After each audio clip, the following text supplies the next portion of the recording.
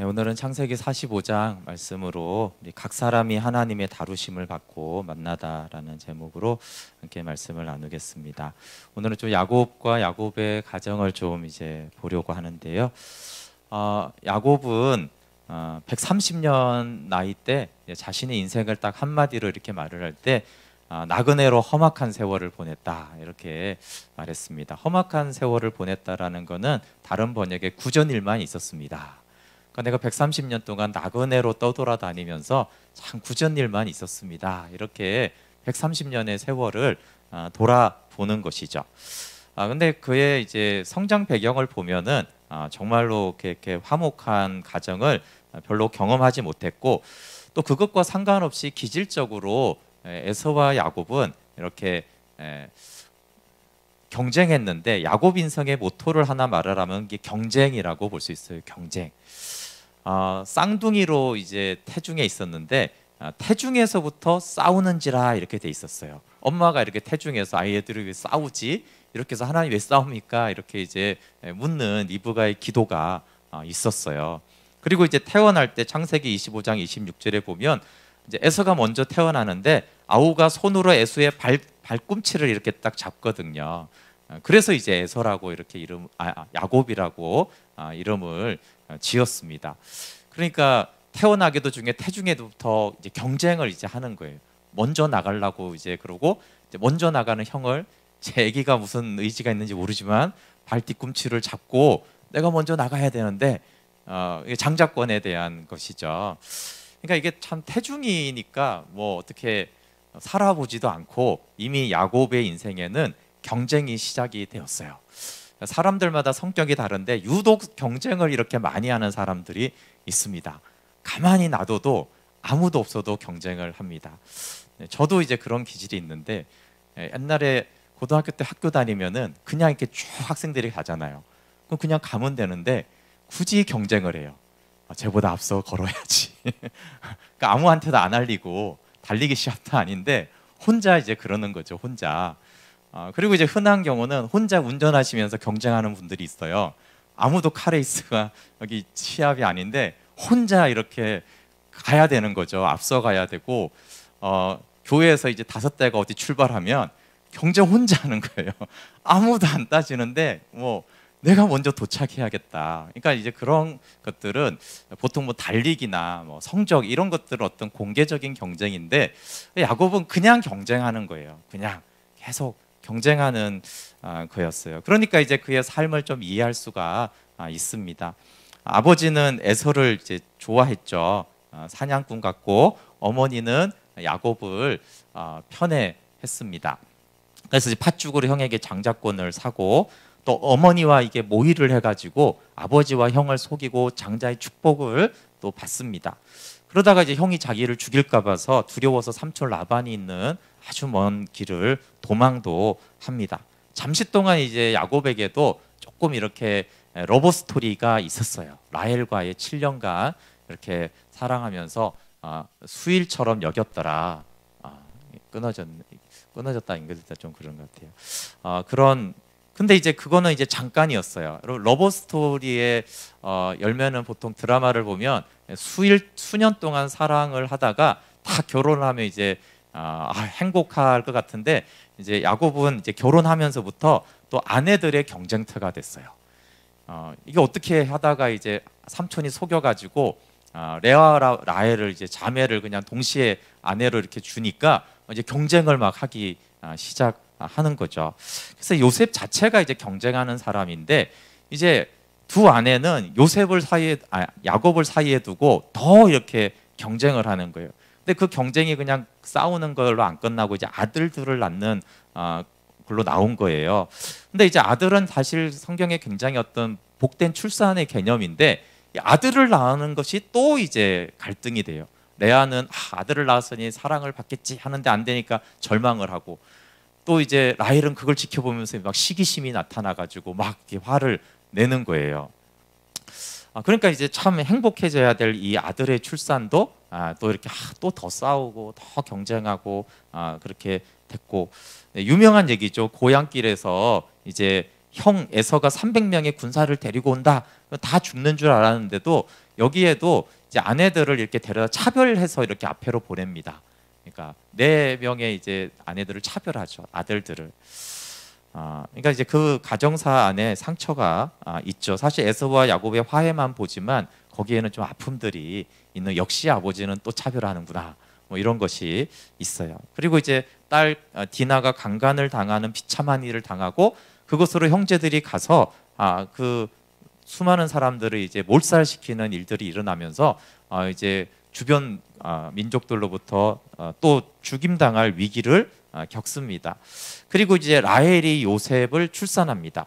이거는 이제 야곱에게 매우 기쁜 일이었어요. 라헬은 이렇게 사랑하는 아내였는데 그 사랑하는 아내가 가장 사랑스러운 아들을 출산했으니까 요셉의 출산은 야곱에게는 기쁜 일이었는데, 문제는 이 요셉의 출산은 어떻게 됩니까? 아내의 경쟁에서 이제 형제들의 경쟁이 시작이 된 거예요. 이제 형제들이 서로 이제 경쟁하고, 그러니까 이제 결국 요셉을 시기해서 구덩이에 던져놓고 이제 노예로 팔아버리는 그런 일들이 이제 일어났죠. 그리고 이제 라헬이 죽은 다음에 더 요셉의 편애가 일어났고, 그러다가 이제 이런 비극적인 상황이 벌어졌어요. 그러니까 야곱이 왜 130년을 내가 험악한 인생을 세월을 보냈습니다. 참 굳은 일이 있었습니다. 그 태중에서부터 이렇게 쉬지 못하고 이렇게 평생 뭔가에 쫓기고 경쟁하고 슬프고, 또 본인도 경쟁하는데 경쟁하는 아내들을 얻었죠. 경쟁하는 아들들이 있죠. 그러니까 온 집안이 그냥 아버지와 아내들과 자녀들이 계속 경쟁하는 거예요. 그런데 이제 어느 날 야곱이 130세가 딱 되는 때 하나가 되었어요. 야곱이 이제 요셉을 잃으면서 가정의 화목을 포기하고 이제 무덤에 들어가 슬퍼합니다. 이게 야곱의 한계예요.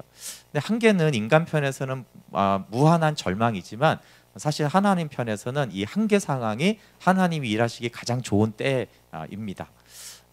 근데 이제 그 한계도 사실은 한동안 13년 동안 받아들이지 않고 이제 베냐민을 편애하지만, 하나님이 130세가 되었을 때, 130세면은 결혼을 몇 세에 정확하게 했는지는 안 나오지만 대략 한 100년 정도 결혼 생활을 하지 않았겠어요? 그러니까 이제 증손자까지 있는 상황이었거든요. 그러니까 결혼 생활 거의 100년을 했는데, 거의 100년 만에 요셉을 잃어버린 지 22년 만에 이제 평안이 오고 이 가정에 화목이 옵니다. 근데 이제 특이한 점이 있습니다. 이 가정에 여러분 TV에 나오는 여러 가정이 회복됐다라는 것과 성경의 이 가정의 회복의 차이점은 뭐냐면, 특이점은 하나는 야곱은 물론 가족 구성은 누구도 가족이 하나 되게 하는데 노력하지 않았다는 거예요. 사람의 노력이 없어요. 두 번째는 형제 중에 어쨌든 왕따였고 분쟁거리의 중심에 있었던 요셉을 중심으로 하나가 되는 거예요. 그러니까 가장 안 될 것 같은 두 가지가 일어난 거예요. 누군가가 노력해야지 화목하게 될 것 같은데 아무도 가족의 화목을 노력하지 않았는데 가족은 하나가 되었고, 그 다음에 뭔가 르우벤이나 유다 같은 그 채색 옷 입고 다니고 철없이 다니는 요셉을 중심으로 가족이 하나가 될 줄은 꿈에도 생각하지 못했는데, 하나님 사실 이 두 가지가 좀 달라요. 보통 우리에게는 떡잎부터 보면 안다고 그러잖아요. 그러니까 그 자식을 중심으로 좀 집안이 세워지는 일들이 있는데, 요셉은 사실 떡잎이 별로 좋지는 않았는데 하나님은 오히려 그 요셉을 더 중심으로 세워서 하나가 되게 했어요. 그럼 하나님이 어떻게 하셨냐면, 각 사람을 하나님이 다루셨고 그 다루심을 받은 후에 이제 만나게 하셔서 하나가 되겠어요. 한번 생각해 보세요. 요셉은 엄청나게 변했어요. 근데 형들이 하나도 안 변했어요. 그 형들하고 요셉하고 만나가지고 어떻게 될까요? 요셉이 그냥 사랑만 많다고 이게 뭐가 될까요? 근데 이제 형들은 엄청 변했어요. 회개하고. 요셉이 계속 복수의 칼을 갈았어요. 그럼 어떻게 되죠? 그러니까 하나님이 각 사람을 다루시고 그 다루심 후에 만나게 하신 것이죠. 각 사람을 다루신 주요 방법은 두 가지입니다. 고난과 하나님의 인자하심이죠. 그럼 요셉은 노예와 감옥 생활 그 안에 인자하신 하나님이 함께 해주셨어요. 그래서 39장 21절에 보면 여호와께서 요셉과 함께 하시고 그에게 인자를 더하사 이렇게 돼 있어요. 요셉도 하나님과 함께 했지만 주어가 여호와예요. 여호와께서 먼저 함께 해주시고 여호와께서 먼저 인자를 베푸셨죠. 그러니까 함께 하시는 하나님에게 요셉이 응답해서 하나님 저도 하나님과 함께 하겠어요 라고 하고 하나님의 인자하심을 받아들여서 열심히 이제 감옥 생활에 또 간수장을 섬겨서 이제 인정을 받았습니다. 유다는 설명을 했어요. 그렇죠? 아들 2명을 잃고 며느리를 통해 아들을 낳았어요. 그런 고난의 시간 동안에 그가 십자가를 지는 것을 보면 분명히 하나님의 인자하심을 이제 깨달았다는 것을 알 수가 있어요. 그리고 이제 형들은 어떻게 알까요? 형들의 얘기는 안 나오는데 유다의 얘기는 형들의 많은 얘기 중에 한 샘플을 딱 얘기한 거예요. 그러니까 각자가 하나님이 유다의 예를 통해서 이런 식으로 하나님이 각자의 형제들을 다루었다. 그 형들이 다 변한 거를 어떻게 알 수 있냐면은 요셉의 편애를 굉장히 싫어했잖아요. 근데 이제 베냐민을 야곱이 이제 편애하는데도 그걸 다 인정해주고 이제 도와줍니다. 그걸 어디서 알 수 있냐면은 이제 은잔을 이제 훔쳤다라는 누명을 쓰고 분명히 이렇게 말해요. 은잔을 훔친 베냐민만 남고 니네들은 돌아가라 그러는데 그렇지 않고 모든 형들이 다 베냐민과 함께 애굽으로 돌아갑니다. 유다만 그런 게 아니라 베냐민을 놔두고 갈 수 없죠 이 말이에요. 전에는 요셉을 아예 의도적으로 팔았는데 이번에는 아니야 니네들 애굽으로 안 가도 돼 베냐민만 데려갈 거야. 계속 아니에요 우리도 같이 갈 거예요. 베냐민만 어떻게 애굽으로 보냅니까? 우리도 다 같이 가겠습니다. 그리고 거기에는 우리도 다 노예가 되겠습니다라는 완전히 이렇게 반대된 걸 보면 유다만 다루신 것이 아니라 어쨌든 여러 사람들을 통해서 하나님이 형들을 다루셨다는 것을 알 수 있어요. 야곱은 말할 것도 없죠. 이제 베델에 하나님을 만나고 야복강에서 이스라엘이라는 이름을 얻었음에도 불구하고 130세에 하나님의 주권을 보면서 생명에 참여하게 되었고 험악한 세월을 보냈다라고 했습니다. 그런데 그가 험악한 세월을 보냈다고 말할 때가 이제 바로에게 이렇게 축복할 때거든요. 그러니까 이제 하나님의 인자하심이 함께하는 것이죠. 근데 이제 그 중에서 이제 형들이 어떻게 변했을까를 봤을 때 오늘 이제 말씀 중에 가장 강조하고 싶은 것 중에 한 부분이에요. 이거를 이제 좀 설교 제목으로 해도 될 만큼 그런데 그럼 이제 하나님이 다루실 때 어떤 한 변화가 있었냐 하면은 유다가 위대한 회개를 합니다. 그리고 이 회개가 결정적인 화목의 기회가 돼요. 물론 이제 요셉이라는 사람이 미리 하나님의 사람이 되어 있었지만 오늘 이제 왜 요셉이 자기의 정체를 밝히고 막 서로 껴안고 내가 당신들의 생명을 이제 지키겠다라고 이렇게 하는 어떤 결정적인 그 계기가 뭐냐면 이 유다의 회개예요. 형들에게 이제 이해할 수 없는 고난이 닥치는데 그거는 누명이에요. 괜히 요셉이 니네 정통꾼이지? 니네가 은잔을 훔쳤지? 이러면서 아니 잘못도 안 했는데 자꾸 의심하고 누명을 써는 이런 일들을 형들이 계속 당했어요. 근데 이것은 이제 요셉이한테 쓰고 하나님도 테스트하는 것이죠. 형들이 과거의 죄를 인정하고 돌이키기를 원한 거예요. 근데 정탐꾼이라고 할 때라도 그렇고 은잔을 훔쳤다고 할 때도 처음 반응은 어떤 거였냐 하면은 아닙니다. 우리는 절대 은잔을 훔치지 않았습니다. 우리 그런 사람 아닙니다. 이런 것들을 이제 무죄를 주장하는 거예요. 왜냐하면 사실 무죄였기 때문에 그래요. 그런데 이제 얼마가 조금만 지나고 나서 유다가 놀라운 회개를 합니다. 이게 이제 하나님이 주신 마음인데 요셉을 판 죄에 대한 하나님의 심판으로 이 누명을 받아들여요.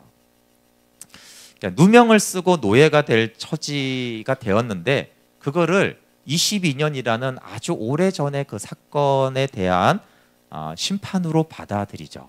여러분 이게 쉽겠습니까? 이 회개는 굉장히 위대하고 놀라운 회개입니다. 보통 사람들은 어제 지은 죄도 회개 안 하잖아요. 지난주에 지은 죄를 회개하셨나요? 보통 사람들은요, 내가 바로 죄 짓고도 이걸 인정 안 하고 회개 안 하는 경우가 많아요. 근데 22년 전에, 물론 큰 죄긴 하지만 22년 전에 그 죄를 현재의 누명과 고난에 대해서 그 22년의 죄를 회개하는 것이에요. 만약에 요셉이 정체를 안 밝히고 어쨌든 해가지고 야, 너 22년 전에 네 동생 팔았지? 내가 정보통 들었거든?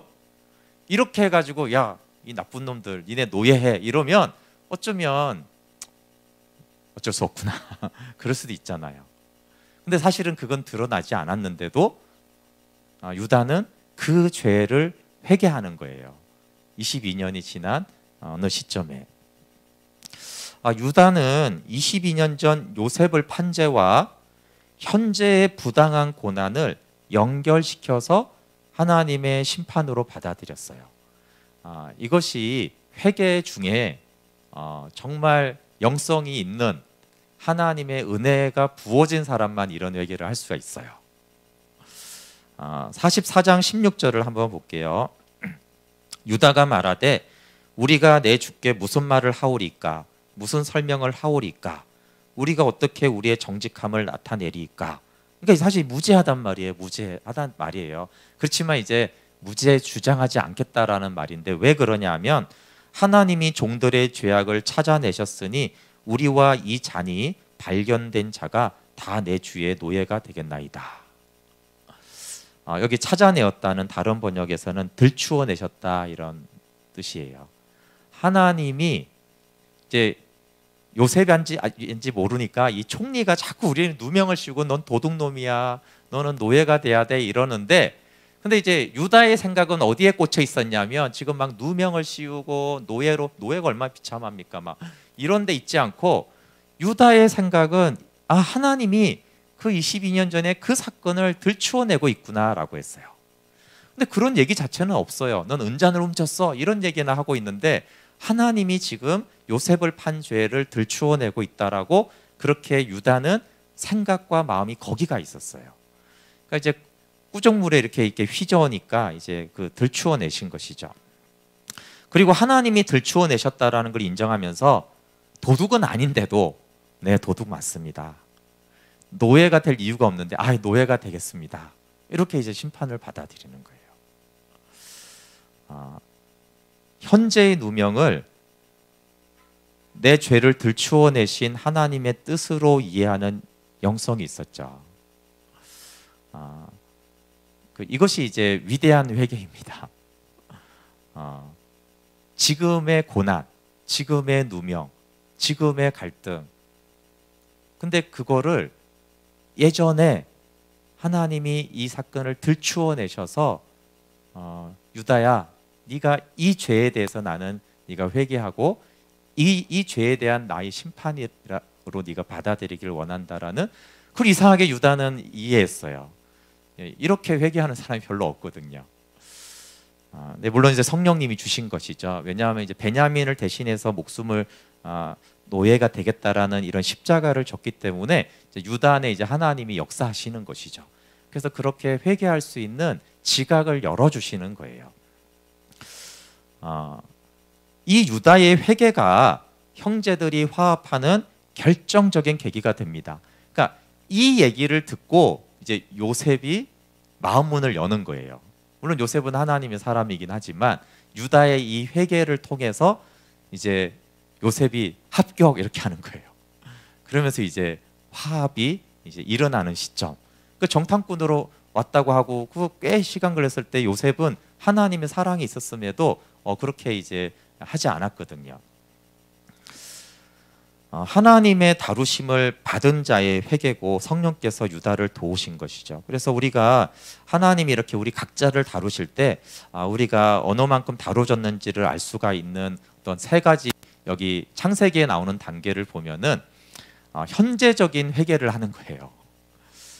이거는 이제 근데 현재 회개를 하는 것도 쉽지는 않습니다. 우리가 우리의 잘못을 인정하는 것이 그렇게 쉽지가 않아요. 근데 이제 더 하나님의 다루심을 받으면 유다의 회개를 하는 거예요. A 사건이 터졌는데 B의 죄를 회개할 수 있는. 우리는 A 사건이 터지면 A 사건에 대해서 회개를 하려고 하고 A 사건에 회개가 없으면 하나님 왜 이런 일을 당하게 하시나 이러는데, A 사건이 터졌는데 B 사건을 하나님께로 돌이켜서 겸손하게 하나님께 나아갈 수 있는 그런 회개가 더 다룸받은 자의 회개고, 이제 세 번째는 이제 요셉이죠. 요셉은 회개를 하는 정도가 아니라 이제 적극적으로 사랑하고 생명을 살리는 이제 일을 하는 차원이 된 것입니다. 어쨌든 이제 회개라는 측면을 봤을 때 회개가 신앙에 너무너무 절대적으로 중요한 자리인데 이 유다의 회개가 우리 안에 있을 때 사실은 그 회개의 깊은 곳으로 들어간다라고 볼 수 있고 그냥 현재 내가 거짓말해서 내가 거짓말했어요 하나님 이렇게 하는 거는 사실 이제 깊은 회개로 들어가지 못한 것이고 이런 유다의 회개는 자신의 영혼만 살릴 뿐만 아니라 이렇게 형들과 이렇게 화목하게 하는 그런 종류의 어떤 아름다운 열매가 나타나게 하는 회개가 유다의 회개입니다.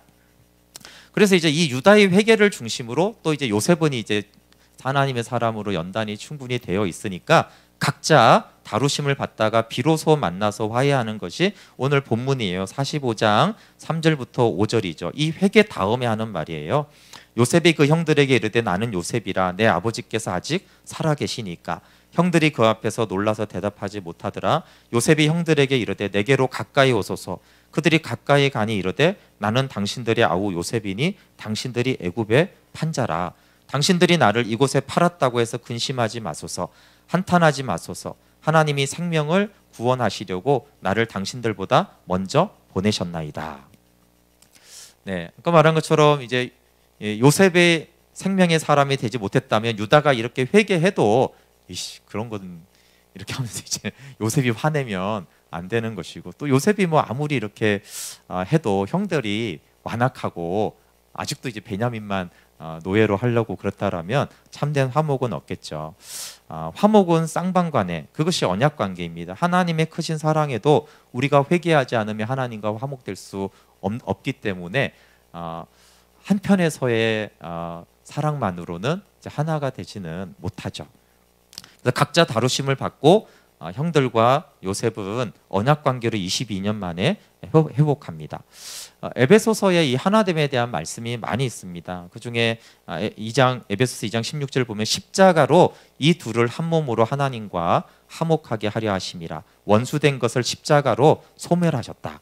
십자가는 하나님과 우리의 원수된 것을 소멸하고 또 이방인과 유대인을 또 남자와 여자를 종과 여자를 사람과 사람을 이제 하나 되게 하는 것은 십자가라고 얘기하고 있어요.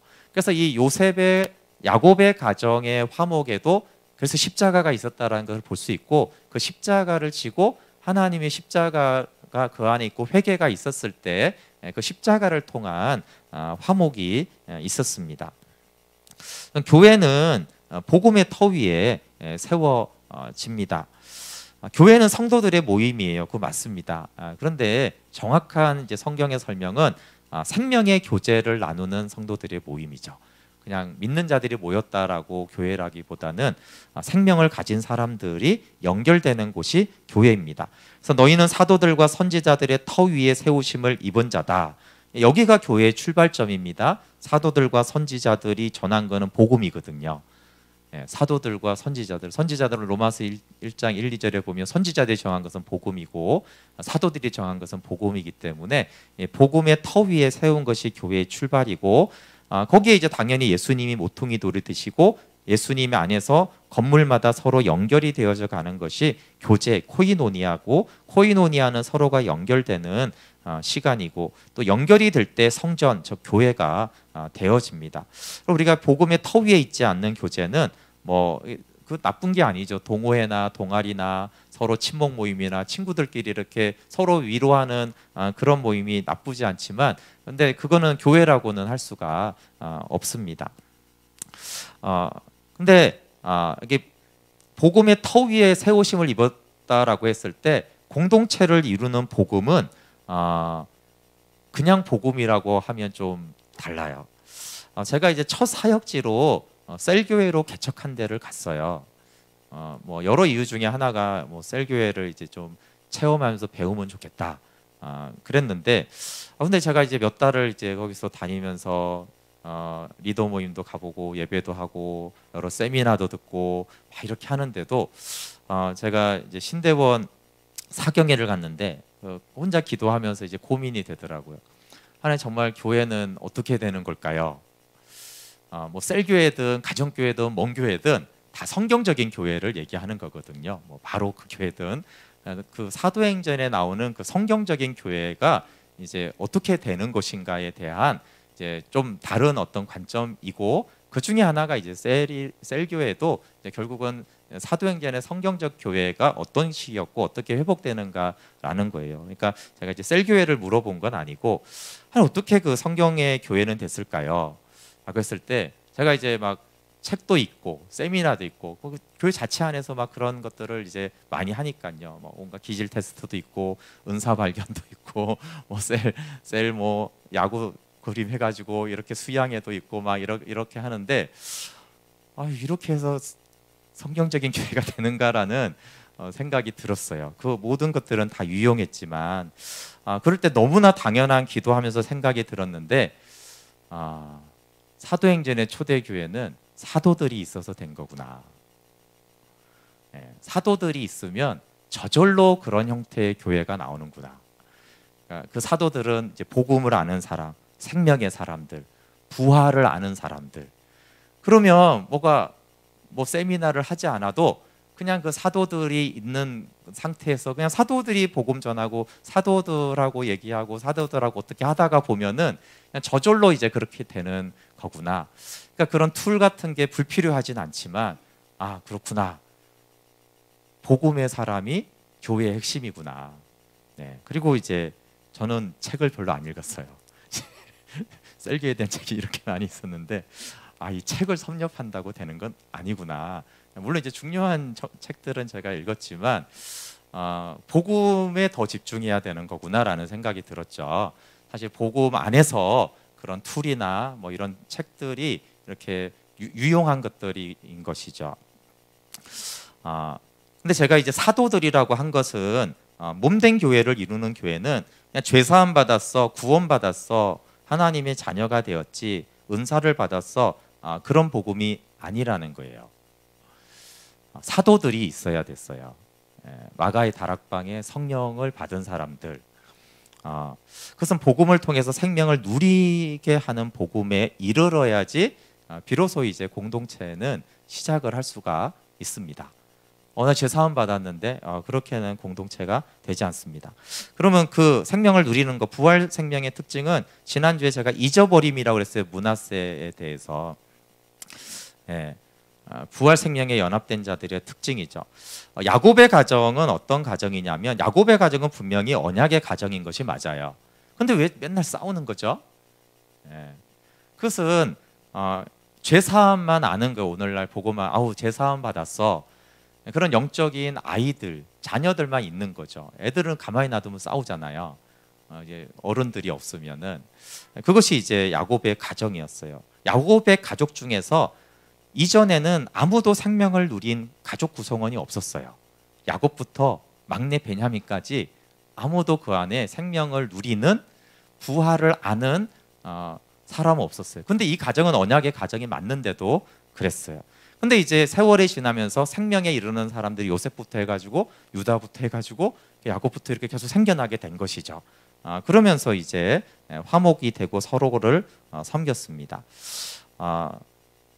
제가 이제 전도사 때 했던 그 기도가 생각났어요. 하나님, 공동체와 교회는 생명을 누리는 복음이 사도들이 핵심인데, 나는 생명을 누리는 복음을 제가 모른다라는 것을 발견했어요. 이건 저한테는 굉장히 좀 속상한 일인데, 제가 95년에 복음을 깨닫고 그때 분명히 죄사함이 이렇구나, 정죄감은 이렇게 하나님이 다루셨구나, 그리고 95년대부터 제가 이해를 했어요. 예수님과 함께 십자가에 못 박힌 거구나, 그리고 함께 장사되고 함께 부활한 거구나. 근데 이제 죄사함과 하나님의 사랑은 너무나 분명했는데 이거는 알겠는데 좀 애매했어요. 그렇지만 이제 95년도 이후부터 이걸 가르쳤어요. 복음은 죄사함만이 아니라 예수님과 함께 십자가에 못 박힌 거다. 함께 장사되고 함께 일으킴을 받은 것이고, 더 나아가 함께 보좌 우편에 앉혔느니라.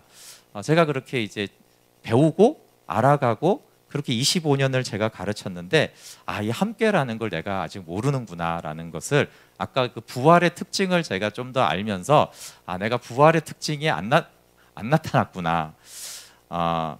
이게 많이 이게 헷갈리는 것들이 뭐냐면, 헌신하고 엄청난 봉사를 하고 하나님 나라에서 막 희생을 많이 하면 사람들은 십자가에 연합되고 못 박힌 줄 알아요. 전혀 그렇지가 않습니다. 그것은 십자가에 못 박힌 사람들의 특징이 아니에요. 은사를 엄청 많이 받고 사역에 엄청난 결과가 나타나는 것은 부활의 특징이 아니에요. 저는 그런 게 약간 헷갈렸거든요. 아닌 것도 아는데 그러니까 기니까 그런 일이 일어나지 않을까? 뭐 이런 삶이 변하는데 그런데 이제 그게 부활의 특징이 아니라는 걸 제가 이제 명확하게 알게 되니까 내가 연합에 이르지를 이제 못했다라는 것들 알았어요. 여러분, 연합은 자기 부인과 십자가를 짐으로만 됩니다. 이것도 이제 설명이 기니까 어쨌든 연합은 자기를 부인하고 십자가를 지는가로만 연합이 증명이 되고, 그리고 부활에 연합된 사람은 하여튼 한 가지는 특징은 뭐냐, 막 자기를 부인하려고 이빨을 막 부두둑 가는 거는 부활의 현상이 아니에요. 요셉이 형들을 막 사랑하려고 이빨을 갈진 않잖아요. 부활의 사람들은 그렇게 원수를 사랑하는 건 아니에요. 하여튼 이제 좀 다른 거죠. 이 복음과 관계는 매우 밀접하게 관계가 됐습니다. 저는 이제 가정도 그렇고 교회도 그렇고 제 마음도 그렇고 이렇게 평안과 화목과 공동체가 참 힘들다. 왜 그럴까 하고 야곱을 많이 묵상했어요. 복음을 이렇게 성경에서 보는 거는 별로 어렵지는 않아요. 대부분 그냥 구약 성경을 봐도 복음은 보이더라고요. 그런데 왜 이렇게 하나 되면 잘 안 될까라고 했을 때 이 야곱이 언약적 복은 엄청나게 갈망하거든요. 그리고 야곱이 갈망한 거는 하늘의 복이지 땅의 복이 아니에요. 그건 칼빈이 잘 설명해 놨어요. 야곱은 하늘의 복을 사모한 사람이에요. 안 그랬으면은 뭐하러 장자권 받아가지고 형한테 미움받아 그래요.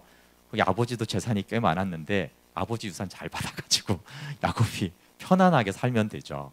근데 사실 야곱의 욕심은 이 땅에 잘 먹고 잘 사는 게 아니고 아버지의 그 아브라함의 복을 받고 싶었어요.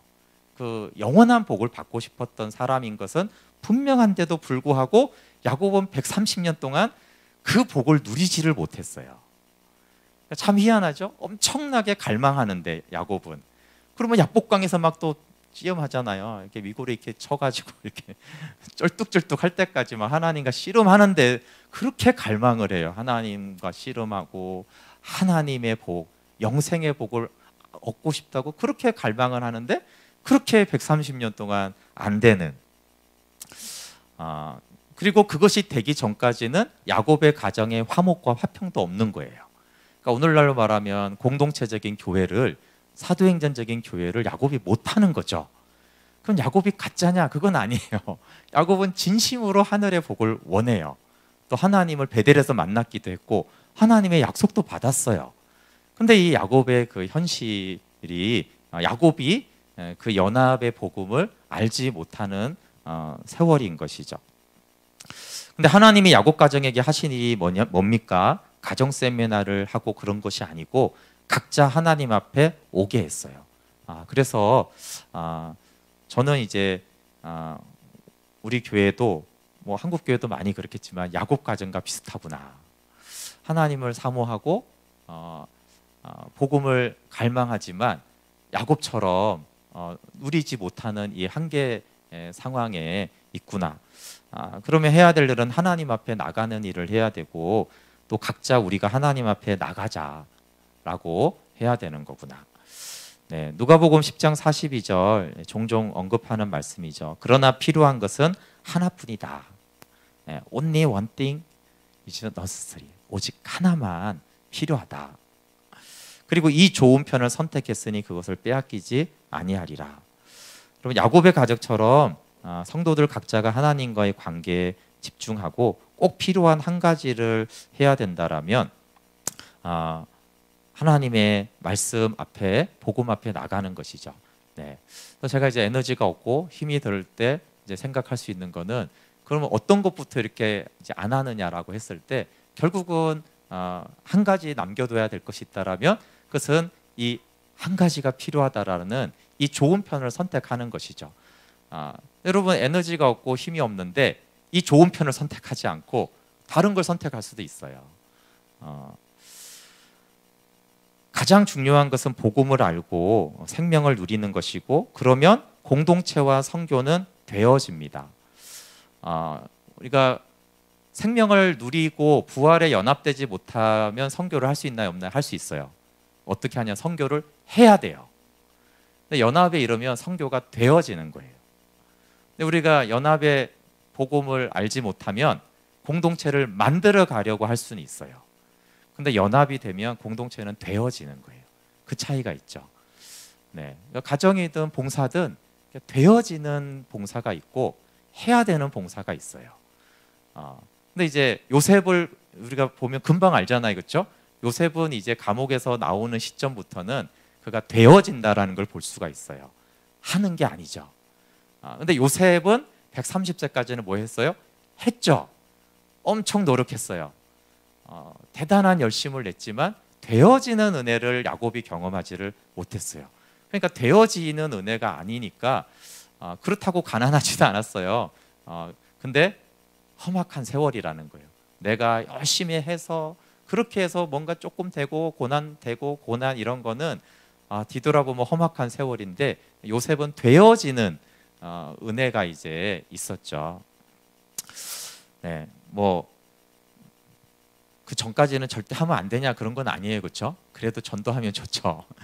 그렇지만 전도가 되어지는 시점이 있고 화목이 되어지는 시점이 있고 복음이 전해지는 그런 시점이 있는 것입니다. 그것은 복음이 행하는 것입니다. 하나님의 주권을 보고 순복하는 교회가 우리가 갈 방향이라는 생각을 요즘에 많이 합니다. 하나님의 다루심은 방향이 있어요. 그냥 무조건 하나님이 막 다루시는 게 아니고요. 하나님의 주권, 행동하심을 보고 그걸 전적으로 받아들이는 것이 하나님에게 다룸받는 사람들의 특징이거든요. 하나님이 하신다라는 것을 보는 거죠. 그래서 이 주권적인 믿음을 가진 요셉이 형들을, 원수 같은 형들을 기쁘게 수용하잖아요. 우리 45장 7절에 하나님이 큰 구원으로 당신들의 생명을 보존하고 당신들의 후손을 세상에 두시려고 나를 당신들보다 먼저 보냈습니다. 네, 제가 그 묵상 제목을 형들과 형들의 후손의 생명을 보존하는 이 요셉이라고 했는데, 저는 이 고백이 참 놀라웠어요. 하나님이 이 애굽을 위해서 나를 보냈다. 좀 멋있고 괜찮잖아요. 아브라함의 언약을 위해서 먼저 애굽에 보냈다. 그럼 좀 멋있잖아요. 만 백성을 살리기 위해서 보냈다. 근데 그렇게 표현할 수 있는데, 내가 원수 같은 형들과 형들의 자녀들을 먹이고 보호하고 입히고 하나님께로 인도하기 위해서 13년 동안 개고생을 했어, 그런 거예요. 네. 이렇게 표현해 주는 요셉이 정말 대단하구나. 뭐 그냥 넓은 의미로 하나님이 우리 조상 아브라함의 을 위해서 형들 보냈어요. 네, 형들 살려줄게요. 염려하지 마세요. 이렇게 말해도 의미는 전달이 되거든요. 형들과 형들의 후손을 보호하게 하려고 하나님 나를 애굽 땅에 먼저 보내셔서 이 고난을 받게 한 것을 나는 기쁘게 받아들인다.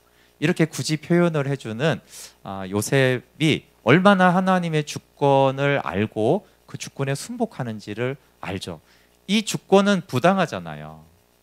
하나님 왜 내가 저 형들, 저런 못된 형들을 위해서 13년간 고생을 해야 돼요?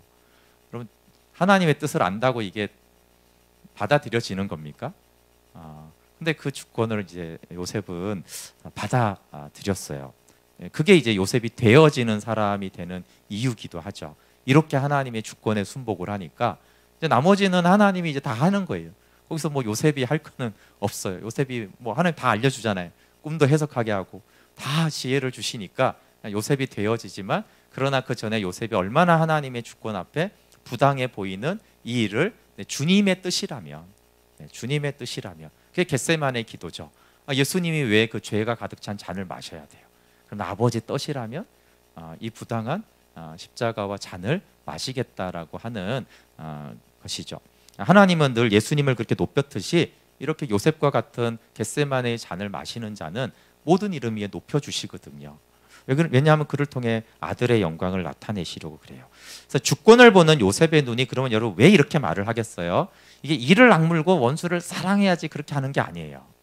요셉이 주권을 보는 눈이 생겼다라는 것은 무슨 뜻이냐면 형들로 보는 것도 아니고 자기를 판 배신자로 보는 것도 아니고 주권의 눈이 열어졌다는 것은 이 야곱의 아들들이잖아요.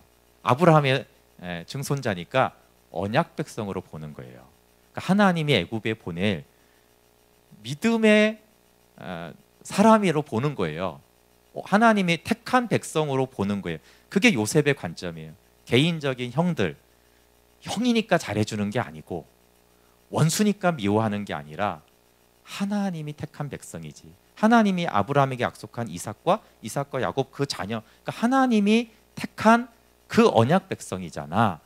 그렇게 보는 눈이 열린 거예요. 보통 그렇게 말하잖아요. 우리가 이렇게 볼 때 그냥 이렇게 잘생겼네, 못생겼네, 성질 좋네 이렇게 보면 안 되고 그 안에 예수님이 있구나 이렇게 보는, 신약적으로 말하면 그런 관점이 열어진 거예요.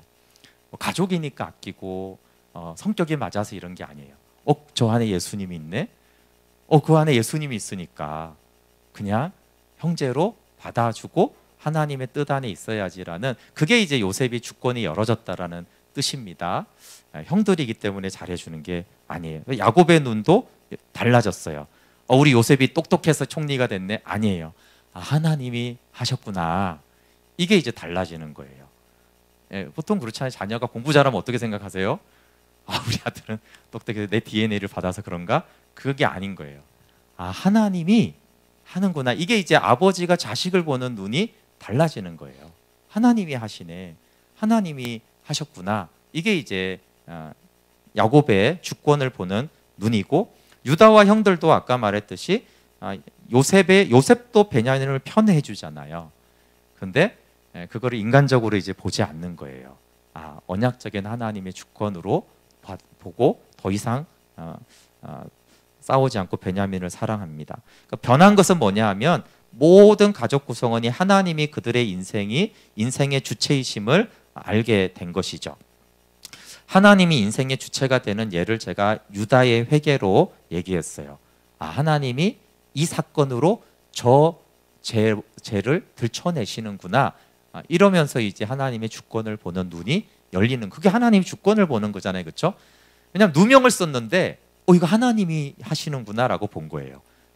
이 누명이 저 이상한 총리가 자꾸 하는 게 아니라 이거 하나님이 하시고 계시네. 하나님이 왜 하시지? 그 사건을 회개하고 그 사건 앞에 하나님께 겸손하라고, 그러니까 하나님 주권을 보는 눈이 생긴 회개를 이제 유다가 한 것입니다. 네, 이 본문에 대해서 서 목사님이 간단하게 이렇게 하신 부분을 하며, 언약 백성도 고난을 받으며 그 가족도 야곱의 가족처럼 긴장 갈등 시기할 수 있다. 이는 가족의 구성원이 이기적인 본성의 지배를 받기 때문이다. 친밀하고 강력한 결속이 본성의 지배를 받을 때 쉽게 진리를 등지고 가족의 삶 전체를 악화시키는 결정을 하게 된다. 이것이 이제 하나님 밖에 있는 친밀함과 강력한 결속력의 한계입니다. 하나님 없는 강력한 결속력과 친밀함은 우리의 이기적인 본성이 나올 때는 아무것도 아닌 거예요. 그래서 이제 예수님이 심판주로 오셔서 가정의 평화가 아니라 검을 주러 왔다고 했잖아요. 근데 이 말씀도 서로 원수가 되게 하는 데까지 몰고 가시는데, 그 목적은 심판을 통해서 의를 이루는 거예요. 그러니까 늘 심판을 통해서 우리 각 사람도 세우지만 공동체도 하나님이 심판하셔서 다시 의를 기초로 다시 하나님이 있는 그런 화평을 원하시는 것이죠. 그래서 하나님이 행하시는 가족의 최종 치유, 교회의 최종 치유는 모든 사건을 하나님의 행동하심으로 볼 때 저 각자가 다 하나님의 행동의 주체였음을 아는 그 계시의 때에 이루어집니다. 네, 마무리를 하겠습니다. 토요일 묵상에 그 요셉이 막 돈, 가축, 토지, 몸을 받고 양식을 파는데, 오늘날의 관점은 요셉이 너무 착취를 많이 하는 게 아닌가 이런 생각이 들을 수 있는데, 제가 묵상에 올린 대로 애굽 백성은 요셉이 우리를 살렸고 우리가 은혜를 입고 기꺼이 종이 되겠다고 합니다. 여러분, 이것은 생명의 떡을 구하는 성도의 태도, 양들의 태도, 목마름을 보여줍니다. 그럼 생명의 떡, 예수님의 살과 피는 어떻게 주는 거예요, 우리에게? 그것은 아들의 죽음으로 주는 거예요. 아들의 죽음으로 주는 거예요. 그러니까 아들의 죽음을 통해서 주는 주님의 살과 피를, 그 양식을 사려는 자는 애굽 백성들처럼 공짜로 달라고 하는 것이 아니라 거기서 돈과 가축과 토지와 몸을 들여 사는 것은 상징이죠.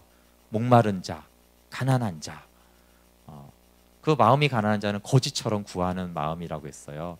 그래서 사야지 되는 것이지 공짜로 요셉에게 달라고 하는 게 아닌 거예요. 왜냐하면 생명 바쳐 주신 살과 피를 공짜로 주세요 하는 것이 아니라, 내가 이거를 대가를 지불하고 사야 되는 것이구나 라고, 그게 이제 마리아가 좋은 편을 선택한 한 가지 일입니다. 오늘 주일 묵상 본문은 너무 감사하더라고요. 여러분, 야곱과 그 채색 옷을 입은 요셉은 이해는 가지만 좀 불편하죠. 형들만 불편한 게 아니라 우리가 봐도 좀 불편해요.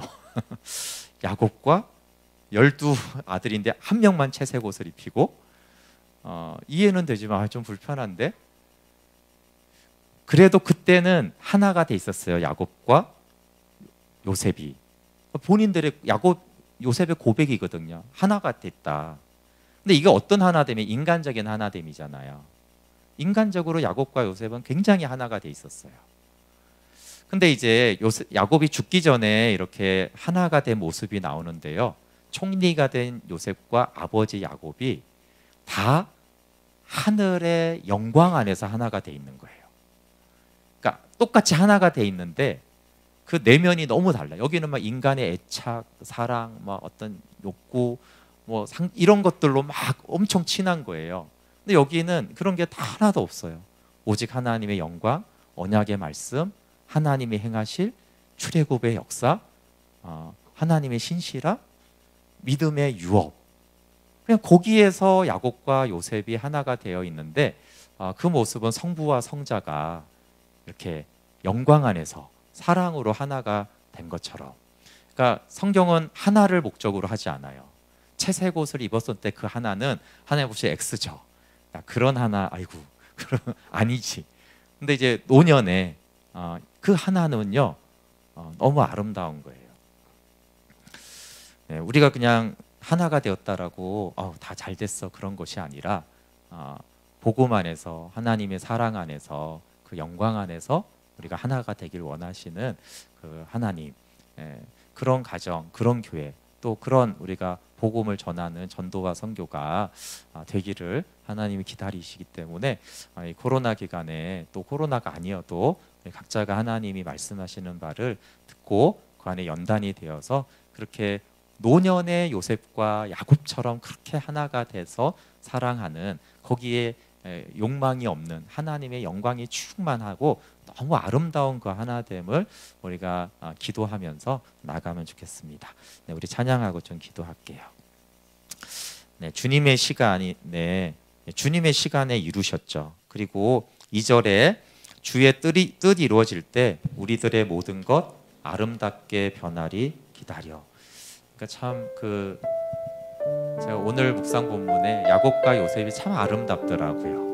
채색 옷을 입었을